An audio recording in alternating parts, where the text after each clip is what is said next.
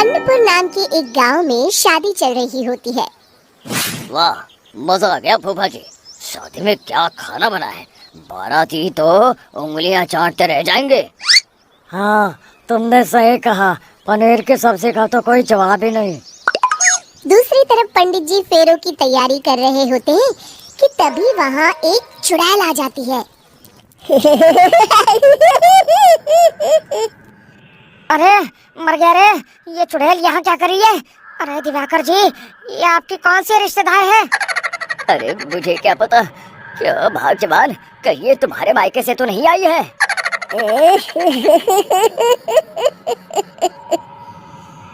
तुम लोगों की इस गांव में बारात लाने की हिम्मत कैसे हुई? मेरे रहते इस गांव में किसी की शादी नहीं हो सकती। अब तुम लोग देखो मैं क्या करती हूँ। अरे मर गया रे, मैंने सुना है ये जबान की पक्की है। भागो रे भागो, वरना ये चुड़ैल किसी को नहीं छोड़ेगी। हाँ, तुम सही कहते हो मोहन भाई। यहाँ से भाग लेने में ही हम सबकी भलाई है।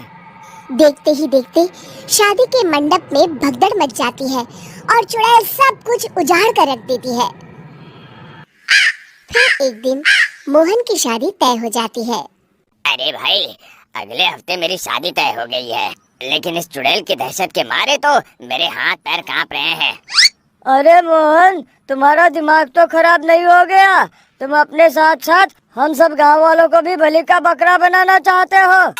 उस चुड़ैल के रहते तुमने अपनी शादी के बारे में सोच भी कैसे लिया?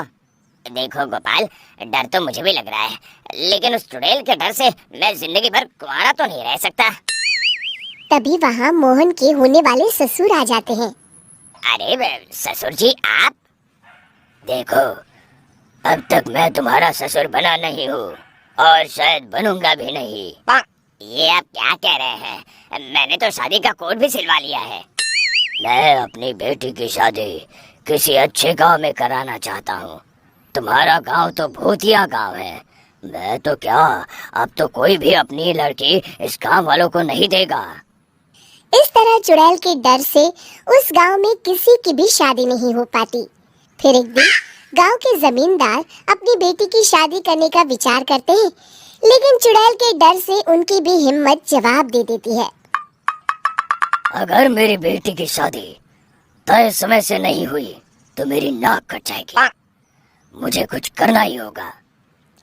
एक सलाहकार के कहने पर जमींदार काशी से एक बहुत ही नामी तांत्रिक को अपने घर बुलवाते हैं, जो भूत चुड़ैल को पकड़ने में माहिर माना जाता था।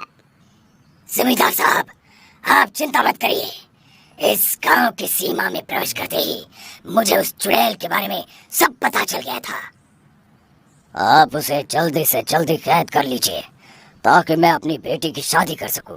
जब वो चुड़ैल एक इंसान थी, तब ठीक उसकी शादी करने वाले दिन ही उसकी और उसके होने वाले पति की एक दुर्घटना में मौत हो गई थी।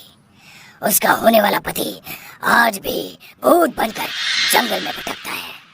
इसलिए जब तक चुड़ैल की शादी नहीं हो जाएगी, वो किसी और की भी शादी नहीं होने देगी। ये आप क्या कह रहे हैं? अगर वो भूत भी हमारे गांव में आ गया, तब हमारा क्या होगा?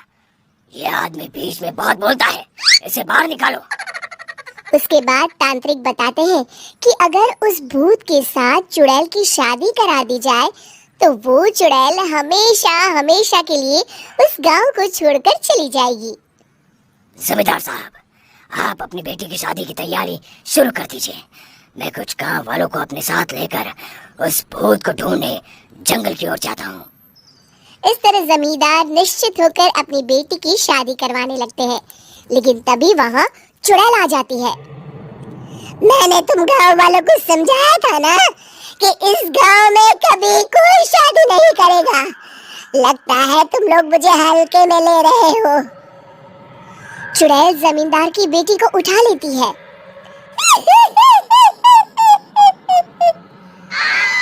अब देखती हूँ बिना दुल्हन के तुम लोग शादी कैसे करोगे। मैं इसे अपने साथ ले जा रही हूँ।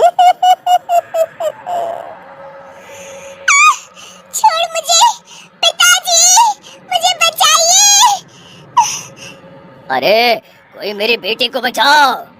तभी तांत्रिक उस भूत को लेकर वहां पहुंचता है। अरे भाग्यवान, रुको, इन मासूमों को परेशान मत करो, मैं आ गया हूँ, अब तुम मेरे साथ चलो। चुड़ैल बहुत खुश हो जाती है। आप आ गए, चलिए अब हम मंदिर में चलकर शादी कर लेते हैं। अरे अरे अरे अरे, ये क्या कह रही हो? मंदिर में जाके दोबारा मरना है क्या? चलो, आज से हम जंगल में रहेंगे। चुड़ैल चली गई, अब मेरी शादी हो जाएगी। इस तरह सभी गांव वाले खुशी से झूमने लगते हैं।